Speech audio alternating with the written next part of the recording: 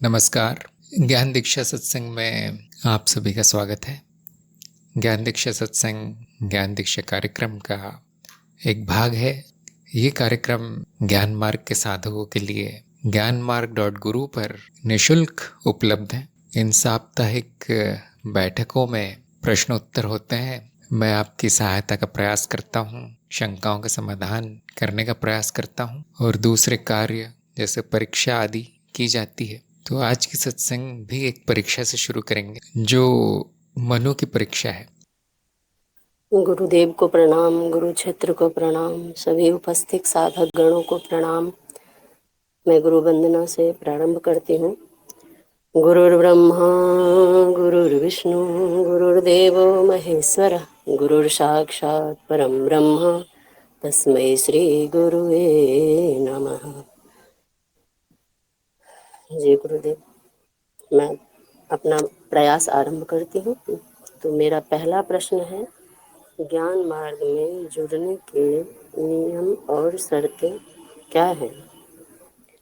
ज्ञान मार्ग में जुड़ने के लिए नियम और शर्तें हैं कि थोड़ी सी साधक में जो गुण होता है वो गुण होना चाहिए, और गुरु की वाणी पे श्रद्धा हो, और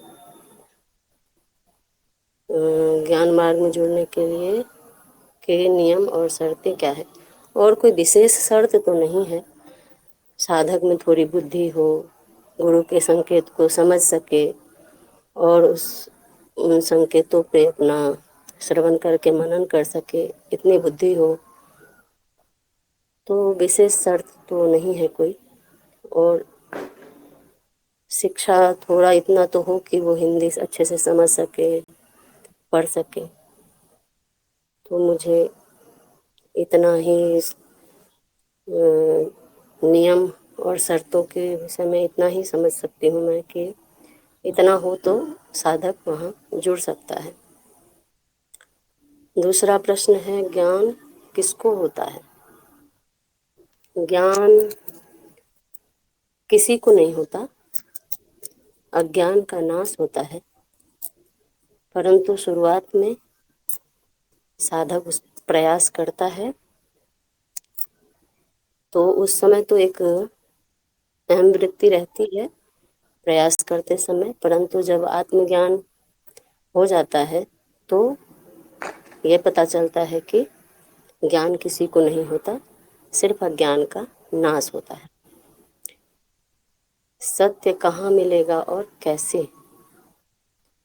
सत्य सत्य कहाँ मिलेगा? कोई विशेष स्थान नहीं है सत्य मिलने का, क्योंकि सत्य तो मैं ही हूँ और वो व्यक्तिनिष्ठ ही होता है।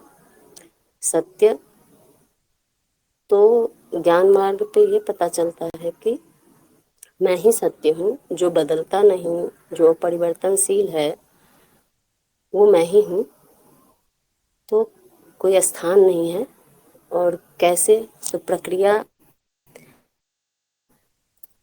है कि नेति नेति की विधि से सब कुछ को हटाने के बाद, जैसे शरीर को मैं मानते हैं और जगत को, वस्तुओं को, मन को, भावनाओं को, इस तरह से इस वृत्तियों को मैं मान कर बैठा रहता है साधक, तो उसे ये नेति नेति करके सभी चीजों को हटाने के बाद ये पता चलता है कि मैं ही वो सत्य हूँ, जो किसी भी काल में, संदर्भ में या किसी भी परिस्थिति में, अवस्था में बदलता नहीं, जो अपरिवर्तनशील है वो मैं ही हूँ।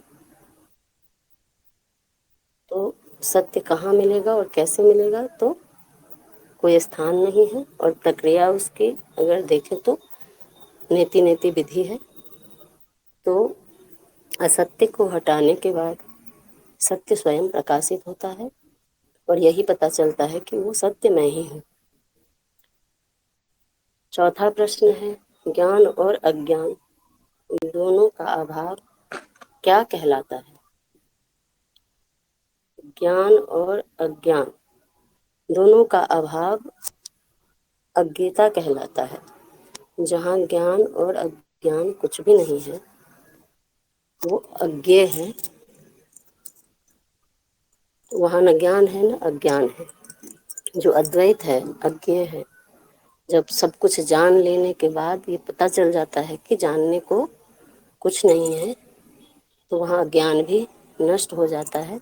वहाँ न ज्ञान है न अज्ञान है, अज्ञेयता बचती है, तो वो अज्ञेयता कहलाता है। अस्तित्व अजन्मा है, ये ज्ञान कैसे संभव है? अस्तित्व अजन्मा है, जन्म अर्थात जन्म का अर्थ होता है प्रकट होना कोई चीज, और अस्तित्व कब प्रकट हुआ ये कहना तार्किक नहीं है, क्योंकि प्रकट होने से पहले अगर उसे वहाँ कोई है तो अस्तित्व पहले से है। देखने वाला उसको कि अगर अस्तित्व प्रकट हुआ तो अस्तित्व की परिभाषा है शून्यता और सब कुछ।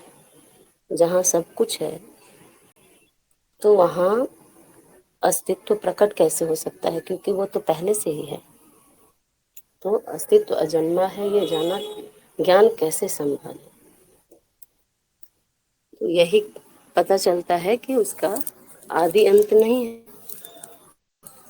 वो कब प्रकट हुआ कब समाप्त होगा ये धारणा उस पर लगती नहीं, क्योंकि वहाँ कोई कहने वाला, कोई सुनने वाला, कोई बताने वाला नहीं रहता।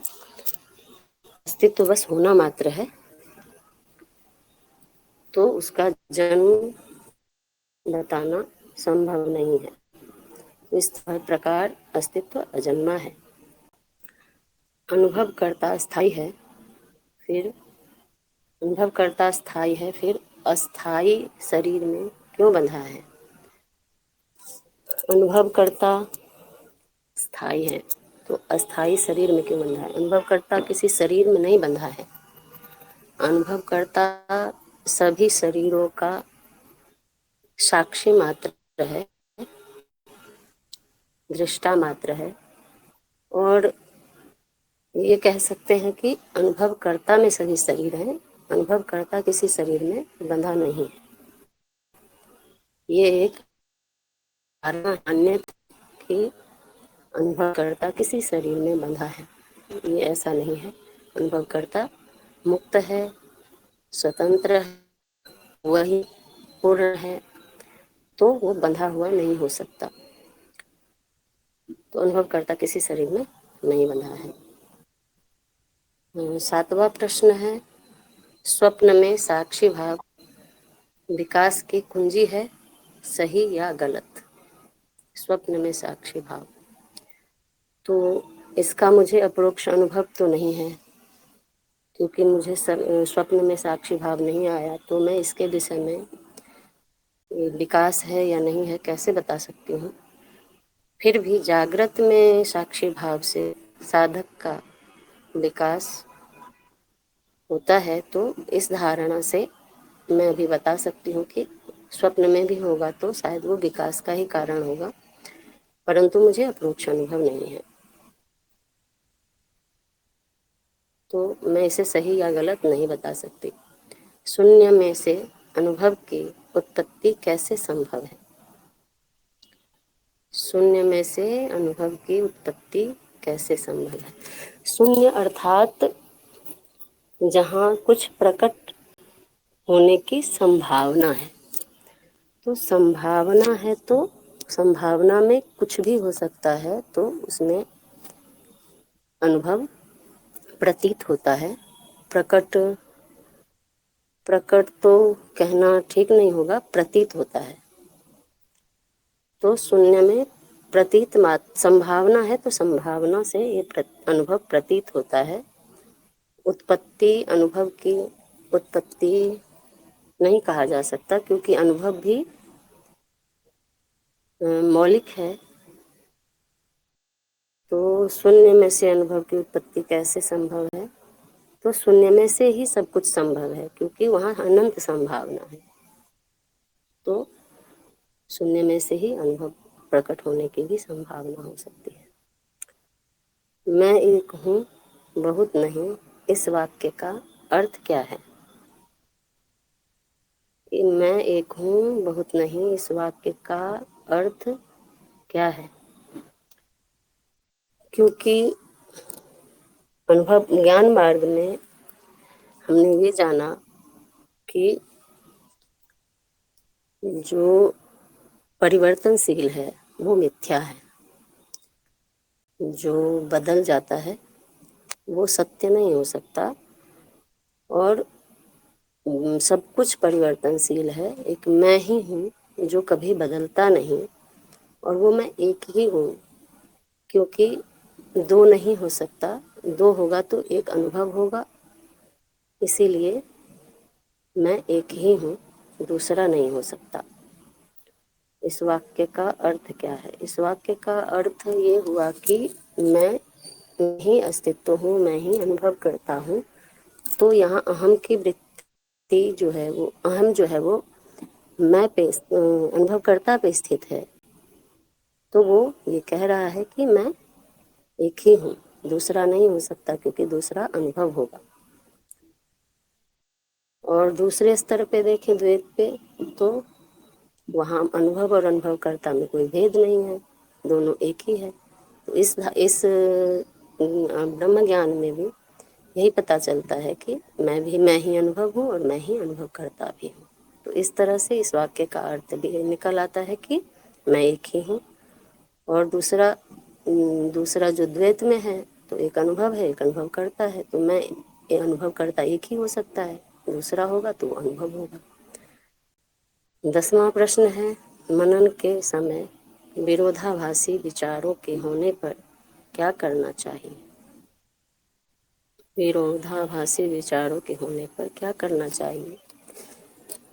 अगर मनन करते समय विरोधाभासी विचार आए तो अपने जो श्रवण किया है और अप्रोक्ष अनुभव है, उससे तर्क लगा करके उसे सत्यापित करने का प्रयास करना चाहिए। अगर नहीं होता तो फिर गुरु से पूछना चाहिए। विरोधाभासी से अर्थ कि जो सत्यापित करना चाहते हैं उसका विरोध हो रहा है कि हाँ ऐसा नहीं है, ऐसा है। तो इस तरह से अगर शंका का समाधान नहीं हो रहा तो गुरु से पूछना चाहिए। तो इस प्रकार से मनन के समय विरोधाभासी विचारों के होने पर क्या करना चाहिए? तो या तो स्वयं प्रयास करके उसे सत्यापित करना चाहिए, या नहीं हो रहा है तो गुरु से पूछना चाहिए। जी गुरुदेव, मेरे प्रयास यहीं तक थे। आपका बहुत बहुत आभार, धन्यवाद, प्रणाम। धन्यवाद, बहुत अच्छा प्रयास रहा आपका। आपको मिले हैं 10 में से 8 अंक, जिसका अर्थ है कि आप बहुत अच्छे अंकों से पास हो गए हैं और चरण 4 में पहुंच गए हैं। आपका एक भी उत्तर गलत नहीं रहा, लेकिन कुछ उत्तर थोड़े से अपूर्ण रहे। बाकी सब ठीक है। थोड़ा कार्यक्रम धीरे चल रहा है लेकिन अच्छा चल रहा है, तो कार्यक्रम में चलते रहिए। अब चरण 4 में है। जी बहुत बहुत धन्यवाद गुरुदेव, प्रणाम। आपकी कृपा के लिए मैं ये परीक्षा दे पाई, उसके लिए बहुत बहुत आभार गुरु क्षेत्र का और आपका। और अवानी जी का बहुत बहुत धन्यवाद, उन्होंने मेरी बहुत सहायता की, तभी मैं ये परीक्षा दे पाई हूँ। गुरु क्षेत्र ने, आपने उन्हें माध्यम बनाया, तो इससे ये परीक्षा देना मेरे लिए संभव हो पाया। तो आपका बहुत बहुत धन्यवाद, प्रणाम। बहुत खुशी की बात है, चलते रहिए। अब आगे का कार्यक्रम बहुत आसान है, न परीक्षा है, न लिखना है, न सुनना है। इस ज्ञान को जीवन में उतारना है अब बस। तो मैं बाकी साधकों से निवेदन करता हूँ कि यदि कोई प्रश्न है उनके, तो लिख कर भेज दें। और बीच बीच में हम परीक्षा के प्रश्नों पर भी थोड़ी सी चर्चा कर लेंगे, समय यदि बचा तो। सभी के प्रश्न आमंत्रित हैं। सत्य प्रकाश ने पूछा है, विरक्ति बढ़ गया है, कल के बारे में भी नहीं सोच पा रहा हूँ, निष्क्रियता आ गई है, मार्गदर्शन करें। ये बहुत स्वाभाविक है। इस बारे में बहुत कुछ कहा गया है, जो ज्ञान रतन की श्रृंखला में आपको मिलेगा। विरक्ति, वैराग्य या ज्ञानोपरांत जीवन, इन विषयों पर आप खोजेंगे तो आपको विस्तार में मिलेगा। फिर भी मैं आपको संक्षेप में बता देता हूँ कि ये सभी के साथ होता है, क्योंकि जिसमें निवेश था वो असत्य निकला, वो बंधन निकला, वो नीरस निकला, इसी का नाम विरक्ति है। ये स्वाभाविक है होना, लेकिन ये बुरी चीज नहीं है, ये प्रगति का चिन्ह है जो ज्ञान से अपने आप ही आ जाती है, कुछ करना नहीं पड़ता। निष्क्रियता क्यों आ गई? क्योंकि जो कार्य, जो इच्छाएं सक्रियता दिलाती थी, भाग दौड़ करवाती थी, वो बेकार सिद्ध हुई, सांसारिक जीवन नीरस हो गया, इसलिए निष्क्रियता आ गई। और ये भी बुरी बात नहीं है, क्योंकि निष्क्रिय शब्द थोड़ा नकारात्मक लगता है, आप इसको बदल के शांति कह सकते हैं। शांति आ गई है, क्योंकि मैं ये मान नहीं सकता कि जो जरूरी कार्य है वो भी बंद हो गए होंगे। वो नहीं हो सकता, वो बंद नहीं हो सकते। जो जरूरी नहीं है वो जरूर बंद हो गया होगा। और अगर बहुत ज्यादा अनावश्यक हो रहा हो जीवन में तो ऐसा लगेगा कि निष्क्रिय हो गया है, लेकिन जो जरूरी, जो आवश्यक है वो चलता रहेगा। शायद कल के बारे में सोचना इतना आवश्यक नहीं रह गया हो, इसलिए वो बंद हो गया। जब जरूरत पड़ेगी वो सोच शुरू हो जाएगी, वो योजना, वो कार्य शुरू हो जाएगा। थोड़ा देर से होगा, लेकिन हो जाएगा। और दूसरी बात यह है कि ये जो बदलाव आता है साधक में, सब में तो नहीं आता, किसी किसी में आता है, वो कुछ दिन बाद सामान्य लगता है। कुछ दिन बाद आप पीछे मुड़ के देखेंगे तो यही सोचेंगे कि ये क्या पागलपन से भरा जीवन में जी रहा था आज तक। अब ठीक है, अब जो जहाँ विरक्ति है वहाँ विरक्ति है, जहाँ निष्क्रियता है वहाँ निष्क्रियता है। जो सोचना है वो सोच लेता हूँ, जो नहीं सोचना है नहीं सोचता हूँ। अब ठीक है, ऐसा आप पाएंगे, कुछ दिनों बाद वो सामान्य हो जाएगा। तो ये विरक्ति आनंद है, निष्क्रियता शांति है। ये जो अहम है, हमारी अहम वृत्ति है, वो थोड़ी सी उलझ गई है इसमें, वो थोड़ी सी आश्चर्यचकित है कि ये क्या हो रहा है, लेकिन कुछ भी बुरा नहीं हो रहा है। कुछ लोगों को ये आनंद, ये शांति, ये बेफिक्री, ये कुछ नहीं करना है मुझे, शायद नीरस लगे, शायद पसंद ना आए, तो उनको नया लक्ष्य लेना चाहिए जीवन में। सत्य प्रकाश ने कहा जरूरी काम हो रहा है। हाँ, हो गई, क्यों नहीं होगा। ज्ञान के बाद विरक्ति आ सकती, लेकिन बुद्धि तो नहीं भ्रष्ट हो जाएगी कि मुझे अब जरूरी भी नहीं करना है। ऐसा तो कभी देखा नहीं गया। तो चिंता की बात नहीं है बिल्कुल। तो जिनको नीरसता सी आ गई है जीवन में, वो नया लक्ष्य ले लीजिए। वो नया लक्ष्य खेल होगा, वो नया लक्ष्य लीला होगा। और अगर लक्ष्य आप ऐसा ले लेते हैं जिसमें आपका आनंद और शांति भंग ना हो, ऊपर से सबका कल्याण हो, भला हो, ऊपर से इस जीव का या जो भी है जिसका विकास हो रहा है उसका विकास क्रम तेज हो जाए, इस तरह से कुछ सकारात्मक अच्छा लक्ष्य ले लेते हैं आप, तो वो छोटी मोटी जो नीरसता आई है वो भी समाप्त हो जाएगी। क्योंकि इस यंत्र में ऊर्जा बची होगी, वो कह रहा होगा मैं क्या करूं, मैं क्या करूं। मनुशरीर यंत्र, उसको कुछ दे देना ही अच्छा है। इसमें ध्यान रखना चाहिए कि अपना जीवन सही चलना चाहिए। आपका जो जरूरी है वो होते रहना चाहिए। उसके अलावा अपने यहाँ लक्ष्य ले सकते हैं, खाली समय में कुछ कर सकते हैं। जरूरी नहीं कि बहुत बड़ा करना है, लेकिन कुछ छोटा मोटा जो भी आपको आनंद दे, जो भी आपको अर्थपूर्ण लगे, वो विरक्त भाव में भी हो जाए ऐसा कुछ कार्य। विरक्त भाव में स्वार्थ का कार्य होता नहीं है, अक्सर ये देखा गया है। तो निस्वार्थ सेवा ही बचती है। कभी कभी वो भी कर देना चाहिए, तो उससे अहम प्रतिक्रिया नहीं करेगा। वो खुश रहेगा कि हाँ मुझे कुछ बड़ा काम दे दिया गया है, मैं भी किसी काम का हूँ। ऐसा वो वहाँ से विचार आएंगे इस प्रकार के।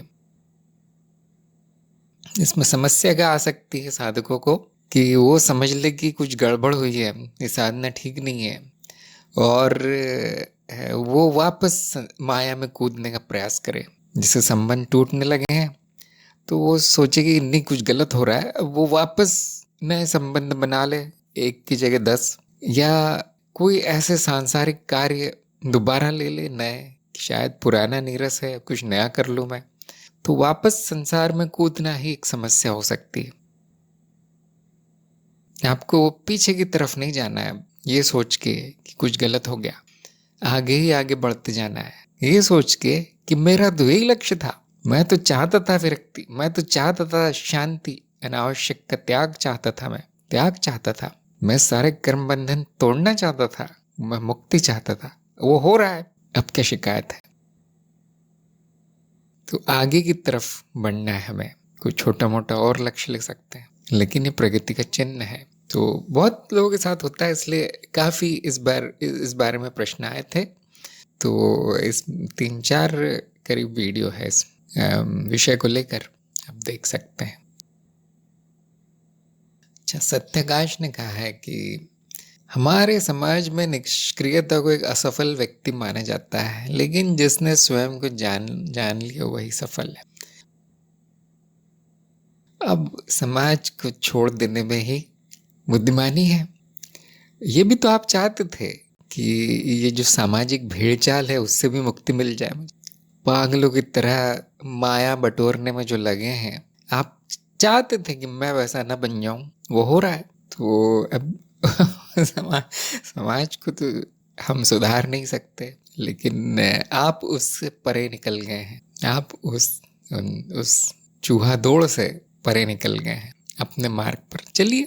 जो अपने मार्ग पर चल रहा है, अपना लक्ष्य पा लिया है जिसने, वो सफल है, ना कि वो जो सामाजिक गुलामी कर रहा है, वो पूरी तरह असफल है व्यक्ति। तो एक प्रगति का एक चिन्ह और है कि लोग जो कहते हैं, आपने उस पर ध्यान देना ही बंद कर दिया है। यहाँ तक कि आपको सुनाई भी नहीं देता कौन क्या कहता है। आप अपनी धुन में मगन अपने मार्ग पर चल रहे हैं, अपने रास्ते चल रहे हैं, आगे बढ़ते जा रहे हैं, प्रगति करते जा रहे हैं। अब पीछे का जो शोर है वो धीरे धीरे धुंधला होता जाएगा। एक समय आएगा सुनाई देना ही बंद हो जाएगा संसार का शोर।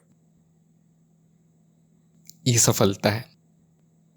कुछ साधक वो जल्दी करना चाहते हैं तो प्रचंडता पर निर्भर है, पूरा सन्यासी ले लेते हैं, वो साधु ही बन जाते हैं, और या तो थोड़ी दूर चले जाते हैं समाज से, भौतिक रूप से भी मानसिक रूप से भी त्याग कर देते हैं। वो सब जो एक आम व्यक्ति करता है, उस कीचड़ से मुक्त हो जाते हैं।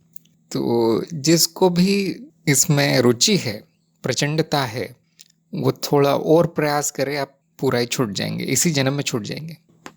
थोड़ी विचित्र बात है कि सबको नहीं लगेगा ऐसा। किसी किसी को ज्ञान हो गया तो स्वीकार भाव में भी आ जाएगा कि जो है बिल्कुल ठीक है, हाँ ये सब ऐसा ही होता है, मैं क्यों कहीं जाऊं, मैं यहाँ भी ठीक हूँ, मैं क्यों कुछ तोड़ूं, सब तो माया ही है। ये भी बहुत अच्छी बात है, क्योंकि अब यहाँ सही गलत का प्रश्न नहीं है। सही गलत तो स्वयं निर्धारित करना है साधक को, निजी मामला है। और कुछ कहेंगे नहीं अभी मुझे वो करना है जो मैं चाहता था। कभी कभी ये जो यात्रा है संसार के परे जाने की, ज्ञान के पहले ही शुरू हो जाती है। वो पहले ही सब त्याग देता है, पहले ही कहीं दूर जाके रहता है, पहले ही अकेला हो जाता है, और फिर इस दौरान उसको गुरु मिल जाता है, ज्ञान हो जाता है। कभी कभी ये ज्ञान से पहले भी हो जाएगा, विरक्ति त्याग। कभी कभी दुख भी इसका कारण हो जाता है, और ज्ञान तो कारण है ही। सुहृद का प्रश्न है, एक जिज्ञासा है, ज्ञान मार्ग में शून्य है क्या गणित में शून्य वही है? गणित में 1 गुना 0 0 हो जाता है और 1/0 अनंत हो जाता है, अपरिभाषित। क्या इन व्याख्याओं में भी ज्ञान की ओर संकेत है? नहीं, जहाँ तक मेरा ख्याल है, गणित का शून्य और ज्ञान मार्ग का शून्य या शून्यवाद का शून्य अलग है। यहाँ शून्य का अर्थ है खालीपन, ना कि कोई संख्या, ना कि गिनती। दोनों का एक दूसरे पे थोड़ा बहुत प्रभाव जरूर पड़ा होगा, लेकिन एकदम सीधा संबंध नहीं है। जो गणित का शून्य है वो पर्यायवाची नहीं है ज्ञान मार्ग के शून्य से, ऐसा मेरा विचार है। इसलिए जो गणित के तर्क या गणित के समीकरण आप ज्ञान मार्ग में लगाएंगे, आप पूरी तरह से अर्थहीन सा हो जाएगा। उपमा के रूप में जरूर काम आ जाता है कभी कभी, उपमा के रूप में शायद वो और उलझन बढ़ा दे किसी समझाने की जगह और ज़्यादा। क्योंकि देखिए, जो ज्ञान मार्ग का शून्य है वो पूर्णता का नाम है बस। जो संपूर्णता है, क्योंकि उसका तत्व भौतिक या मानसिक नहीं है, इसलिए शून्य कहा गया। गुणों का पूरी तरह अभाव है तत्व में, अस्तित्व में निर्गुणता है, इसलिए शून्य या खाली कहा गया। तो थोड़ी सी परिभाषा अलग अलग है गणित और इसमें थोड़ा सा उपमा के रूप में, उदाहरण के रूप में कभी कभी या कविता के रूप में किया जा सकता है कि शून्य में शून्य जोड़ो तो शून्य ही रहता है, अनंत में अनंत जोड़ो तो अनंत ही रहता है। इस प्रकार थोड़े सा उपमा दी जा सकती है। अस्तित्व में आप कुछ भी जोड़ो वो पूर्ण नहीं रहेगा, अस्तित्व में से कुछ भी निकालो पूर्ण नहीं रहेगा। इस प्रकार थोड़ी सी उपमा के काम आता है। तो बोध प्रिया ने लिखा है, पहले दूसरों की बातें बुरी लगती थी तो सप्ताह भर चलता था, और अब तो बुरी लगती है पर चेतना आते ही बेवकूफ़ी लगती। हाँ, ये थोड़ा सा सुधार सा है स्वयं में कि जो महत्व आप दूसरों को देते थे या समाज को देते थे, अब वो नहीं रहा, महत्वहीन हो गया है। समाज भी महत्वहीन हो गया है, संसार और बाकी लोग भी महत्वहीन हो गए। अब एक दो ही लोग होंगे आपके जीवन में जिनका कुछ महत्व होगा, वो बाकी आते जाते जो भी हैं उनका कोई महत्व नहीं। इसका मतलब ये नहीं कि दुश्मनी हो गई, उसका अर्थ यही है कि प्रभावित होना आपने बंद कर दिया है लोगों से, क्योंकि जो समाज से आता है अधिकतर बुराई होता है, वो उसका प्रभाव अच्छा नहीं होता। वहाँ जो लोग हैं विष भरे हैं, पूरी तरह से अपना विष आप पर डालते रहते हैं। ऐसे बहुत कम लोग हैं जो उत्साह बढ़ाते हैं, जो तारीफ करते हैं, जो कुछ अच्छा कहते हैं, शुभकामनाएं देते हैं, बहुत कम है। देते भी हैं तो वो बस बनावटी है सब कुछ। तो ये देखते हुए आपने वो सब त्याग दिया, बहुत अच्छा किया, तो आपके मन में अब शांति आएगी, अब न बुरा लगेगा न अच्छा लगेगा। ये बात ध्यान रखनी चाहिए कि जो बुराई करता है बुरी तो लगेगी नहीं, उसके बाद 5 मिनट बाद आप सामान्य हो जाएंगे। थोड़ा सा तो लगता है कि ये क्यों हो रहा है, लेकिन अगर कोई आपकी तारीफ कर दे, अगर कोई आपको अच्छा भी कुछ कह दे, तो भी 5 मिनट बाद सामान्य हो जाएंगे, कोई बड़ी बात नहीं लगेगी।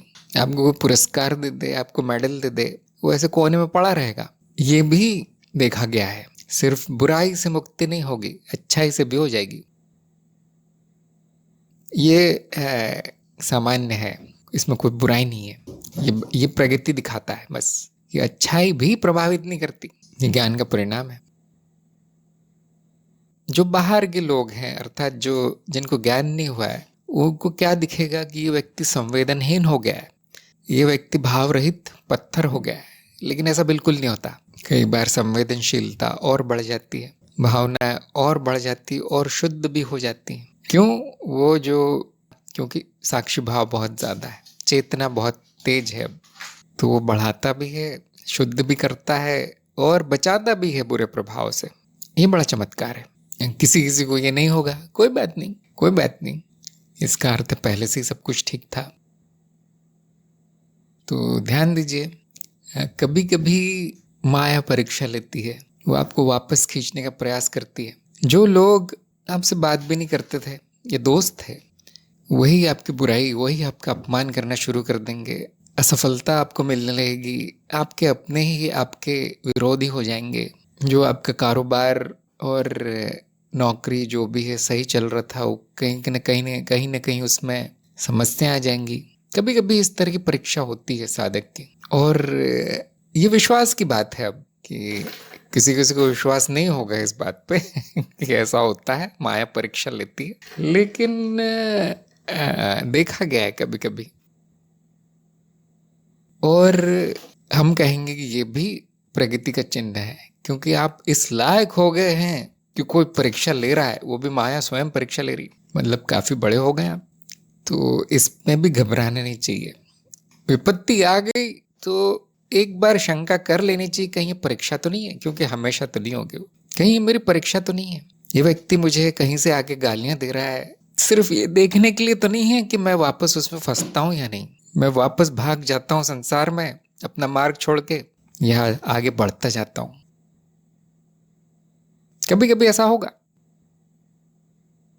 ऐसा कहा गया है, कई गुरुजनों ने भी बोला है कि साधक जितना प्रगति करता है उतनी बड़ी परीक्षा उसको देनी पड़ती है। इसका उदाहरण भी आपको मिल जाएगा जीवन में कि छोटे बच्चों की छोटी परीक्षा होती, पहली दूसरी कक्षा में। हाँ, अपना नाम लिखो, अपना पता लिखो इतना ही होता है। लेकिन वो बड़ा होता है तो उसकी बड़ी परीक्षाएं होती है। कॉलेज में और बड़ी परीक्षा होती है जो कि आम व्यक्ति तो पास भी नहीं कर सकता। ऐसे ही जितनी आपकी प्रगति होगी, कोई ना कोई बड़ी सी परीक्षा आपको मिल जाएगी। घबराना नहीं चाहिए, आप स्वयं को भाग्यशाली समझना चाहिए कि मेरी किसी ने परीक्षा ली और एक और चीज है, भले वो परीक्षा ना हो, यदि आप मन को समझा लें, भले झूठ मूठ में समझा ले कि ये मेरी परीक्षा है, आज तेरी परीक्षा है बेटा, ऐसा बोल भी दें, तो वो जो विपत्ति आई है उसका प्रभाव 10% रह जाता है, घट जाता है प्रभाव। क्योंकि अब आप जानते हैं मुझे क्या करना है, परीक्षा में पास कैसे होना है आप लोग जानते हैं अब। और ये बड़ी परीक्षा है, ये आपका जीवन ही हमारा जीवन ही परीक्षा है। तो एक दो बार माया परीक्षा लेगी, पहली बार सभी विफल होते हैं, पहली बार सभी गिरते हैं, कितना भी बड़ा गुरु हो अपने आप को गुरु समझता हो, अपने आप को बड़ा साधक समझता हो, पहली बार विफल होगा। उसका जो दम्भ है, उसका जो स्वार्थ है, थोड़ा सा नष्ट हो जाता है कि मैं अपने आप को बड़ा साधक समझता था, सफल समझता था, ये देखो एक छोटे से 2 कौड़ी के संसारी व्यक्ति ने मुझे गिरा दिया नीचे। होगा ऐसा, विफलता होगी, लेकिन जितनी परीक्षाएं आप देते जाएंगे उतनी आपकी सफलता बढ़ती जाएगी। अगली बार बेवकूफ नहीं बनेंगे आप, एक बार हाँ हो सकता है। तो ये कृपा है, हम इसे कहते हैं कृपा हो रही है तुम पे। बहुत से लोग घबरा जाते हैं, ये कैसी कृपा, मुझे नहीं चाहिए। दुर्घटनाएं हो गई, नुकसान हो गया, ऐसा हो गया, मैं बीमार हो गया, सब छोड़ के चले गए मुझे, यही तो कृपा है। अगर आप इसमें अपने आप को भुक्त भोगी समझेंगे, ऐसी मानसिकता ले आएंगे, तो वही विफल हो गए, मतलब फिर किस काम का वो साधक। ऐसी मानसिकता बनाएगी कि मेरी परीक्षा है, आप देखेंगे साक्षी भाव एकदम 100% हो जाता है आपका। अरे हाँ, परीक्षा आ गई, कुछ करना है, मुझे सही कर्म करना है। कभी कभी कुछ ना करना ही सही कर्म होता है, कोई प्रतिक्रिया ना करना, कुछ ना करना, ध्यान से देखते रहना क्या हो रहा है, परीक्षा कैसी ली जा रही है, कौन ले रहा है। कभी कभी इतना ही काफी है, शांत बैठे रहना, देखते रहना, ये मैं नहीं हूं, ये सब सपना है, बीत जाएगा, ऐसे बैठे रहना। और कभी कभी आपको कुछ करना पड़ेगा, जो आवश्यक है उतना कर देना पड़ेगा, और वो होकर चला जाता है। तो मैं जोड़ना चाहता था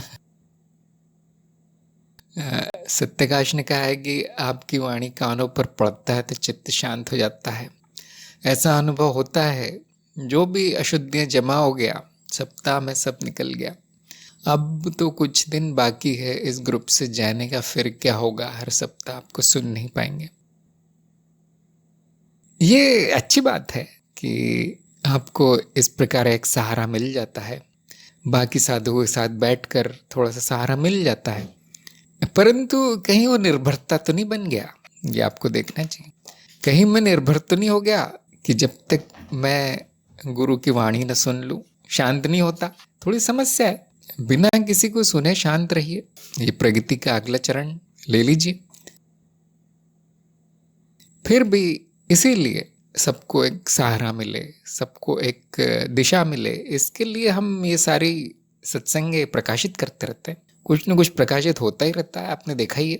वो जरूर सुनिए, ऐसा तो नहीं कि मुझे नहीं सुन पाएंगे अब वो संभव नहीं रहा, इतना प्रकाशन हो गया है कि अब कई वर्ष भी बिता देंगे तो भी पूरा नहीं होगा। वो सुनने में कई वर्ष बिता देंगे तो भी पूरा नहीं होगा, इतना प्रकाशित हो गया है। ऊपर से हमारे बाकी साधकों के ग्रुप खुले हैं, उनमें अब भाग लीजिए। अब दूसरों को सुनाना है, दूसरों को चित्त को शांत करना है। आपका प्रमोशन हो गया, ऐसा समझ लीजिए, सत्यकाश का प्रमोशन हो गया है। अब कुछ शहद से भरी हुई वाणी आपको दूसरों को सुनानी है, कब तक खुद ही आनंद उठाएंगे, बांटना है अब वो ज्ञान का अमृत। प्रमोशन, प्रगति कीजिए, और मेरी बातें तो हमेशा रहेंगी, अब उसका इंतजाम हो गया है। कुछ लोग कहेंगे नहीं, आपको बस ऐसे सीधे हमें सुनना है, जीवंत लाइव सुनना है। वो थोड़ा सा बचपना है, क्योंकि ये माया है, जो आप सुन रहे हैं वो सपना है एक प्रकार का, ये जान लीजिए। जैसे पुरानी जो रिकॉर्डिंग है, पुराने जो वीडियो है, वो सपना है, वो सत्य नहीं है ना। कोई बोल नहीं रहा है, वो आवाज मात्र है। तो आपको ये ध्यान देना चाहिए, अभी भी वैसा ही है। कोई बोल नहीं रहा है, आवाज मात्र है, माया है, सपना है। इससे उसका आनंद घट नहीं जाता, इससे उसका आनंद दुगना हो जाता है। विस्मय, आश्चर्य से भर जाएंगे आप कि ऐसा हो रहा है इस माया में। तो मैं भी बहुत गुरुजनों को सुनता हूँ। जब भी मैं सुनता हूँ तो मैं चिंता नहीं करता कि वो अब है नहीं। मैं उनको ऐसे ही सुनता हूँ जैसे वो सामने बैठे हैं और मुझसे ही बोल रहे हैं। ये मैंने आपको एक गुप्त विधि बता दी है। फिर भी निर्भरता ठीक नहीं है, चाहे वो गुरु पर ही क्यों ना हो। डिम्पल ने कहा है कि माया बहुत परीक्षा लेती है। स्वयं को भाग्यशाली समझिए कि आपको इस लायक समझा गया। बाकी जो दुनिया है वो इस लायक नहीं कि उनकी परीक्षा भी ली जाए। फिर भी सभी की परीक्षा तो होती है। हाँ, वो अपना जीवन अच्छे से जीता है या नहीं जीव, वही उसकी परीक्षा है सफलता से। लेकिन हाँ, साधक की ज्यादा परीक्षा होती है। इतिहास गवाह है इस बात का। एक बहुत अच्छी कथा है संत ज्ञानेश्वर की। वो संत है, वो ज्ञानेश्वर है, वो जन्म ही ज्ञान के साथ हुआ है। लेकिन आप वो कथा सुनेंगे, महाराष्ट्र में बहुत प्रचलित है। पूरा जीवन नरकीय था, पूरा जीवन प्रताड़ना, पीड़ा, दुख, अपमान, क्या नहीं हुआ उस व्यक्ति के साथ। क्या ये बुरी बात है? नहीं, वो जीवन ही शिक्षा बन गया। ऐसा बहुत गुरु के साथ हुआ है। ऐसा गुरु बहुत कम देखने को मिलता है जिसने अपने जीवन खुशी खुशी बिताया हो, सारे आराम के साथ। नहीं, ऐसा नहीं हो सकता। जितना आप लोगों को माया से निकालने की कोशिश करेंगे उतना कठिन हो जाएगा, उतना कठिन हो जाएगा। तो हाँ, हम लोग गुरु के स्तर पे नहीं पहुंचे, इसलिए इतनी कठिन परीक्षा नहीं होगी। हमारी छोटी मोटी परीक्षा होगी। किसी लोभ में तो नहीं पड़ जाते, किसी ईर्ष्या में, किसी हिंसा में तो नहीं पड़ जाते। अभी छोटा, क्योंकि हम छोटी कक्षा में है, शुरुआत है। जिस दिन बड़ी परीक्षा हो गई, मान लीजिए अब काफी बड़े साधक हो गए। प्रीति ने कहा है, इस सप्ताह ही माया ने परीक्षा ली है, अपमान मिला, एक दो दिन विचलित रही, फिर अपने अज्ञान को देख हंसी आ गई। हाँ, ये सही दृष्टिकोण है, ये सही मानसिकता है। हंसी में उड़ा दो। आप विफल होंगे तो माया हंसेगी। सफल आप तभी कहलाएंगे जब आप हंसेंगे। क्या माया बंद कर देगी परीक्षा लेना? नहीं, और परीक्षा दी जाएगी आपको। मैं ये सब इसलिए नहीं बताता क्योंकि आप लोग नए नए हैं और ये बताने से कहीं डर न जाए कोई कि अरे मैंने तो सोचा था ये ज्ञान दीक्षा कार्यक्रम की परीक्षा आखिरी है परीक्षा, ये तो कह रहे और है, तो कहीं वो डर न जाए। इसलिए खासतौर से जो ज्ञान प्रसार में है उनकी ज्यादा परीक्षा होती है, इसलिए सबको नहीं दिया जाता वो ज्ञान प्रसार का काम। बहुत साहस चाहिए, बहुत हिम्मत चाहिए। अभी तो ऐसा लगेगा कि सांसारिक परीक्षाएं हैं, कुछ दिनों बाद वो महामाया शुरू होगी। वो ऐसी ऐसी घटनाएं होंगी कि आप कहेंगे ये सब तो फिल्मों में देखा जाता है, ये सब तो कथा कहानियों में मिलता है, ये मेरे साथ कैसे हो रहा है? ऐसा भी होगा क्योंकि माया परीक्षा लेने के लिए नियम भी तोड़ देती है। और यहाँ केवल माया नहीं है, सारा का सारा गुरु क्षेत्र बैठा है। जिस दिन आप कुछ मांगेंगे आपकी परीक्षा हो जाएगी, वो भी माया के नियम तोड़ सकते हैं। अच्छा, सत्यकाश ने कहा है कि सब आपकी कृपा है, आपके प्रेम में हम संपद गया, इसलिए ऐसा प्रश्न आता है। ये बहुत अच्छी बात है। अंत में सब छूट जाएगा, चाहे वो प्रेम हो चाहे वो नफरत हो, सब छूट जाएगा और गुरु का प्रेम बच जाएगा। अंतिम बंधन गुरु बंधन है। इस बारे में भी 2-3 वीडियो है। गुरु बंधन नाम से एक वीडियो है। अब गुरु नाम से ही खोज लीजिए, वो जो ज्ञानमार्ग.गुरु में वीडियो खोज की सुविधा है, गुरु से संबंधित हर चीज आ जाएगी। यहाँ पे एक चीज ध्यान देना जरूरी है कि जो गुरु प्रेम है वो उस व्यक्ति से न हो जाए। व्यक्ति इस लायक नहीं है प्रेम करने के। जो व्यक्ति गुरु बन के बैठा है वो इस लायक नहीं है। वो जो गुरु तत्व है या गुरु क्षेत्र है उससे प्रेम होना चाहिए, ये ध्यान रखना चाहिए। क्योंकि गुरु कोई होता नहीं है, माध्यम ही होते हैं बस। इस ज्ञान को प्रकट करने का जो माध्यम है, आम जनता या शिष्य, उसको गुरु बोलते हैं। उसके प्रति थोड़ा बहुत आदर सम्मान, थोड़ा बहुत प्रेम हो सकता है, परंतु वो बंधनकारी है। इसलिए गुरु तत्व से, जो अब भौतिक नहीं है, उससे प्रेम में बंध जाइए। क्या होगा इससे, है ना? जनता सोचेगी ये तो बंधन में डाल रहे हैं हमें। देखिए, वो प्रगति का मार्ग है। आप उस गाड़ी में बैठ जाएंगे जो आपको लक्ष्य तक ले जा रही है, उस गाड़ी के प्रेम में, या उस गाड़ी से बंध जाएंगे तो आपको बिना कुछ किए वो पहुंचा देगी। प्रेम में बहुत शक्ति होती है। आप भी खींचे चले जाएंगे उनके पीछे, और वो भी देख लेंगे कि ये मेरे प्रेम में है, इसको छोड़ के मैं नहीं जा सकता। तो गुरु वापस आएंगे लेने, अगर आप मान लीजिए पीछे रह गए। ये बहुत बड़ी कहानी है, इसलिए मैं सब कुछ नहीं बताऊंगा, परंतु गुरु से प्रेम हो जाना भी प्रगति दर्शाता है। इसको बस आप भौतिक स्तर तक ना ले जाएं कि गुरु तो मुझसे बात नहीं करते, गुरु तो मुझसे मिलते नहीं। ये भौतिक स्तर है, यहाँ ना ले जाए तो बिल्कुल आपकी प्रगति करवा देगा ये प्रेम। स्वार्थ नहीं है कि मैं प्रेम कर लेता हूँ गुरु से, मेरी प्रगति हो जाएगी। ऐसा नहीं, संभव नहीं है ऐसा। प्रगति हो रही है इसलिए वो प्रेम भाव आया है, उल्टा नहीं हो सकता। तो वो बंधन आपके कल्याण के लिए है, और गुरुजन भी ऐसी लीला रचते हैं कि लोग आकर्षित हो जाए। वो सब आपकी भलाई के लिए, साधकों के विकास के लिए, प्रगति के लिए। बहुत से गुरु ऐसे जो इच्छा पूर्ति कर देते हैं, हम क्या चाहिए तुम्हें, हाँ ये ले लो, हाँ ये रोग है, हाँ ये ठीक कर देता हूँ। ये बहुत बड़े बड़े गुरु जो होते हैं इस प्रकार के होते हैं, चमत्कारी होते हैं। लेकिन जो छोटा मोटा साधारण शिक्षक है, वो आपको थोड़ी बहुत सहायता कर सकता है, बस इतना हो सकता है। तो कुछ लोगों का इतना हो जाएगा कि वो सपने में भी गुरु आ रहे हैं, उनको भ्रम भी होने लगते हैं कि ये हमारे घर में ही रहते हैं हम गुरु तो उनको कभी कभी जागृति में भी, जागृत अवस्था में भी गुरु की आवाज आती कहीं, क्योंकि वो मानसिक संबंध हो गया है ना, चित्त में तो सीमाएं नहीं है। लेकिन बहुत से लोग कहेंगे नहीं हमें तो ऐसा नहीं होता, मतलब हमारा प्रेम कम हो गया। नहीं नहीं, ऐसा कुछ नहीं है, कभी कभी होगा ऐसा किसी किसी के साथ, और ये भी प्रगति का चिन्ह है। जरूरी नहीं कि सबके साथ होगा, मैं बस बता रहा हूँ जानकारी के लिए, कि ऐसा ना समझे कोई कि मैं पागल हो रहा हूँ, ऐसा ना समझे कि अब दिमाग ने काम करना बंद कर दिया, आवाजें आने लगी उसमें नहीं, प्रगति का चिन्ह है। हमेशा तो नहीं होगा ये प्रगति का चिन्ह, कभी कभी होगा। अगर हम उस बंधन को अपने विकास का कारण बना सके तो बहुत बुद्धिमानी की बात है, नहीं तो वैसे ही आनंददायी है। ज्ञानी जनों की संगत मिलना, ज्ञान से, ज्ञानियों से प्रेम होना बहुत बड़ा संकेत है। अब पतन नहीं होगा, इस बात का संकेत है। और वापस संसार में खिंच जाना संसारियों से प्रेम हो जाना, इस संसारियों से घृणा हो जाना, नफरत हो जाना, एक ही चीज है ना वो, तो बस प्लस का माइनस हो गया है, एक ही चीज है वो, मतलब भावनाओं में फंस गया हो व्यक्ति।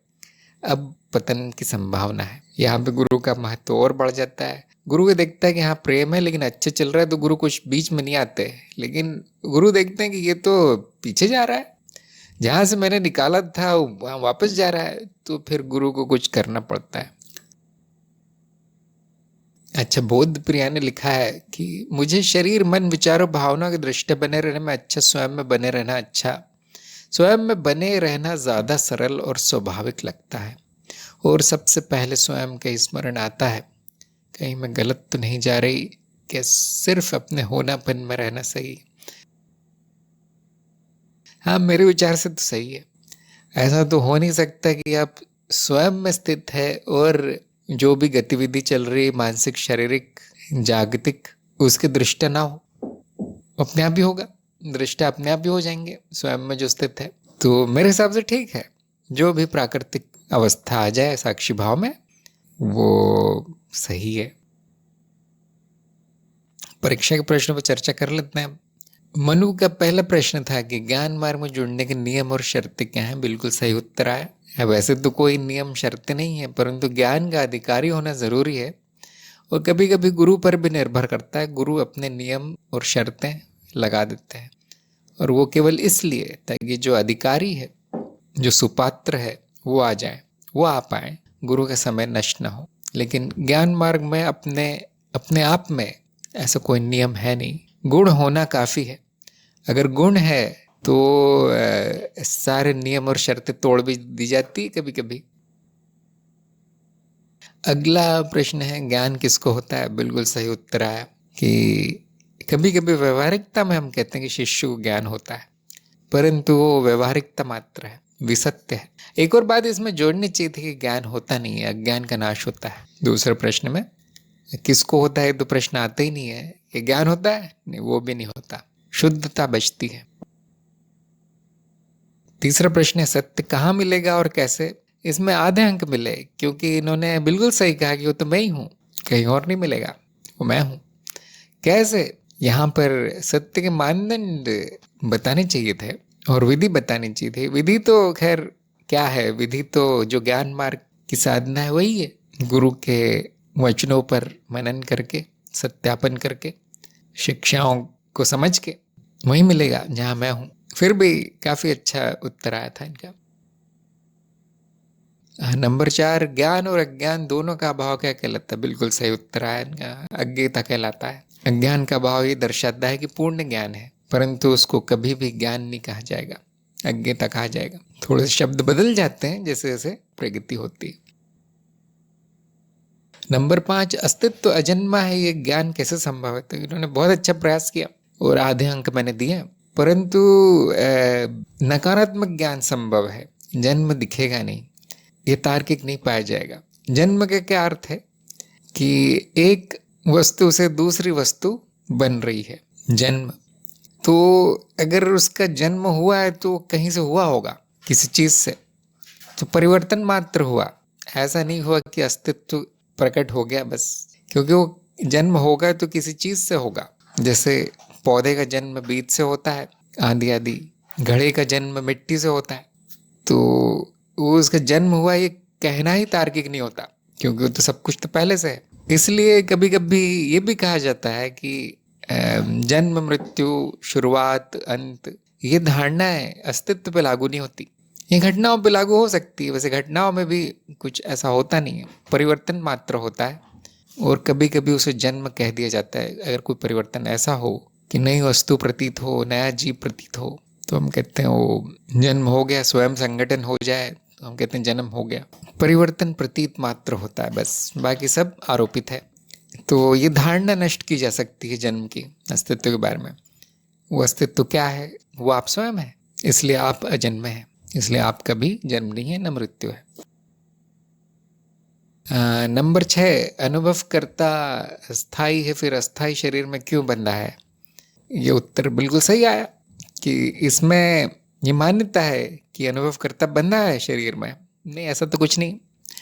तो क्या शरीर बंधा है अनुभव करता से? ऐसा भी नहीं, वो लीला चल रही है, वो प्रकट है, अनुभव करता उसका दृष्टा है उस लीला का। ऐसे करोड़ों शरीर है।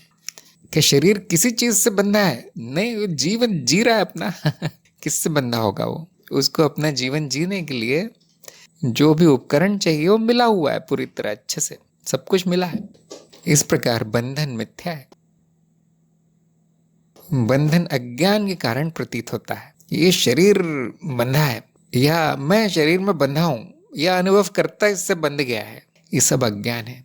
ये सारे वाक्य अज्ञान से आ रहे हैं। गलत पहचान हो गई, कहीं गलत विचार हैं ये सारे। नहीं इसमें दुख है, नहीं ऐसा है वैसा है, पीड़ा है, मृत्यु है, रोग है, वो उसका स्वभाव है वो बंधन नहीं है, वो उसका स्वभाव है। नश्वरता उसका स्वभाव है, और ऐसा ही सभी वस्तुओं का स्वभाव है। नहीं, मुझे तो ये परिवर्तनशील भी है, नश्वर भी, फिर भी अच्छा चाहिए, वो बुरा क्यों हो गया? कर्मों का फल है। तो वो जीव अपने ही कर्मों में उलझा हुआ है, वही बंधन है बस। अज्ञान ही बंधन है। क्यों है ऐसे कर्म? जिससे कि वो बंधन सा प्रतीत होता है, अज्ञान का परिणाम है। ज्ञान होते ही कर्म सही हो जाएंगे, फिर वो बंधन भी छूट जाएगा, अंत में शरीर ही छूट जाएगा। अनुभव करता कभी नहीं कहता कि ये बंधन है, ये वो बंधन है। ये बार बार ये अनुभव लेना शरीर का बंधन है। उसके लिए कोई कुछ भी बंधन नहीं है, उसकी दृष्टि से सब लीला है, खेल है। नंबर 7, स्वप्न में साक्षी भाव विकास ही कुंजी है, सही है गलत? तो इनको मैंने आधे अंक दिए, क्योंकि पहले तो इन्होंने कहा कि मुझे इस बारे में पता नहीं, फिर इन्होंने ये बात भी कही कि हाँ जागृति का महत्व है।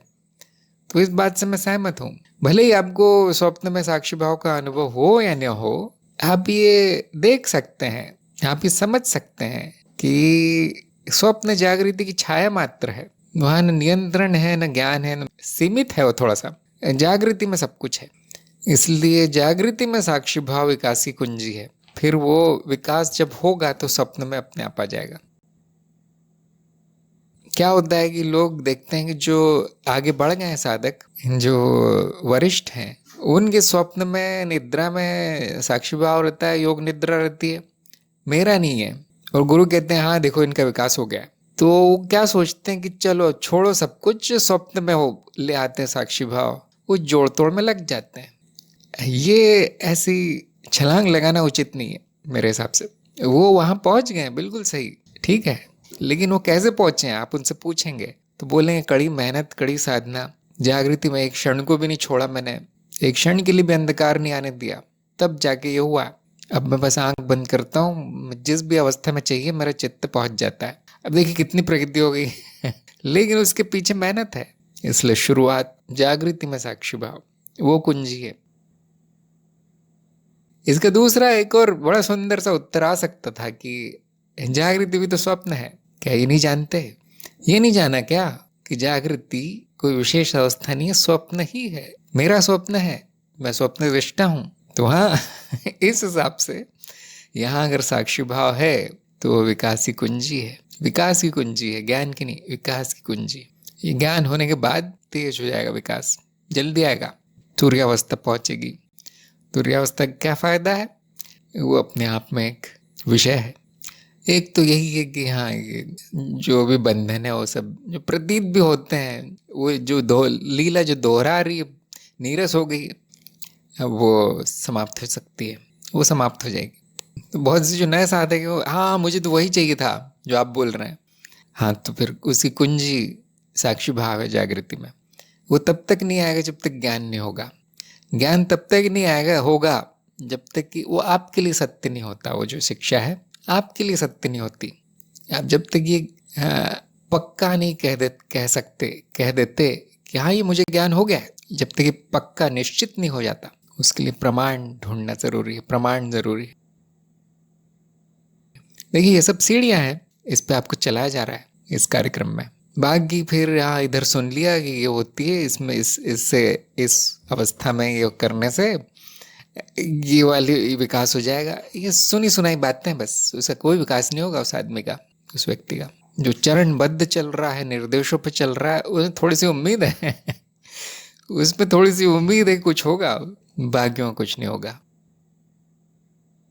नंबर 8, शून्य में अनुभव की उत्पत्ति कैसे संभव है? इसमें इनको पूरे अंक मिले, क्योंकि ये प्रश्न में एक मान्यता है कि अनुभव की उत्पत्ति हो रही है। नहीं, ऐसा नहीं हो रहा। वो जो अनुभव है वही शून्य है। अनुभव की उत्पत्ति कहीं से होती नहीं है, वो मूलभूत है। वो नाम रूप जो है वही अनुभव है। अस्तित्व में नाम रूप और तत्व मूलभूत है। तो जब ये मान्यता होगी कि अनुभव उत्पन्न हो रहा है कहीं से बनाया जा रहा है, कोई प्रक्रिया उसको बना रही है, तो इस प्रकार के प्रश्न आएंगे कि इन्होंने कहा था वो सब शून्य है, तो शून्य में से कैसे बन रहा है? ऐसा संभव ही नहीं है, वो मान्यता ही गलत है। कुछ हो नहीं रहा अस्तित्व में, समयहीन संभावना का सागर शून्यता है, वो आप स्वयं है। नंबर 9, मैं एक हूं बहुत नहीं, इस वाक्य का अर्थ क्या है? इनको पूरे अंक मिले, बहुत सही उत्तर है इनका। यहाँ पे ये ब्रह्म की दृष्टि से कहा गया है, बहुत प्रतीत जरूर होता है लेकिन सब एक ही है। ये वाक्य ब्रह्म ज्ञान दर्शा रहा है, ये इसका अर्थ है। ये व्यक्ति नहीं कह रहा, व्यक्ति भी तो एक है, लेकिन वो अर्थ कहना उसका अर्थहीन है। बहुत से व्यक्ति हैं, बहुत से मनुशरीर यंत्र है, तो उसकी दृष्टि से कहा जाएगा, उसके दृष्टिकोण से तो वो गलत है वाक्य। ये ब्रह्म कह रहा है। अगला प्रश्न है, मनन के समय विरोधाभासी विचारों के होने पर क्या करना चाहिए? इसमें भी इनको आधे अंक मिले, क्योंकि इन्होंने एक उपाय तो बताया कि गुरु से पूछ लेना चाहिए या फिर से श्रवण करना चाहिए। यहाँ पे विरोधाभासी का अर्थ ये नहीं कि वो शिक्षा के विरोध में है, ऐसा नहीं। विरोधाभासी मतलब विरोध का आभास हो रहा है बस, कि इन्होंने कहा था कि मेरा पुनर्जन्म बंद हो जाएगा, फिर इन्होंने कहा था कि शिक्षा ये कहती है कि मेरा तो जन्म ही नहीं होता। अभी अभी ये बात आई थी तो मैं उदाहरण ले लेता हूँ। ये विरोधाभास का उदाहरण है कि एक दिन तो कहते हैं जन्म होता है तुम्हारा, एक दिन कहते हैं नहीं होता। क्या है सत्य, क्या है? विरोधाभासी विचार है। या एक दिन वो कहते हैं कि परिवर्तन हो रहा है, माया है, असत्य है सारा अनुभव। एक दिन वो कहते हैं अस्तित्व में कुछ नहीं हो रहा। ये भी बात अभी भी कही थी। कैसे विरोधाभास है? तो यहाँ पे रोज की बुद्धि काम नहीं आती। रोज की बुद्धि क्या कहती, जहां विरोधाभास है वो सब गलत है, कहीं गलती है। जबकि आध्यात्मिक या दार्शनिक क्षेत्र में विरोधाभास होने का एक अर्थ है कि अज्ञान है। गुरु ने कह दिया है दोनों वाक्य सत्य है, विरोधाभासी लगे या ना लगे तो वो दोनों वाक्य सत्य होंगे। समस्या उस व्यक्ति में जो समझ नहीं पा रहा, अज्ञान उसमें है। तो यही करना चाहिए कि मान लेना चाहिए कि कहीं अज्ञान बच गया है मुझ में। क्या अज्ञान है मुझ में, क्या मान्यता है मेरी, वो ढूंढने का प्रयास करना चाहिए। गलत तो नहीं हो सकता, क्योंकि इतना स्पष्ट विरोधाभास है तो कोई कहेगा नहीं फिर अगर वो गलत है तो। शास्त्रों में नहीं लिखा रहेगा वो फिर कि तुम ब्रह्म हो, अगले दिन तुम साधना करो। संभव नहीं है ना, विरोधाभास है।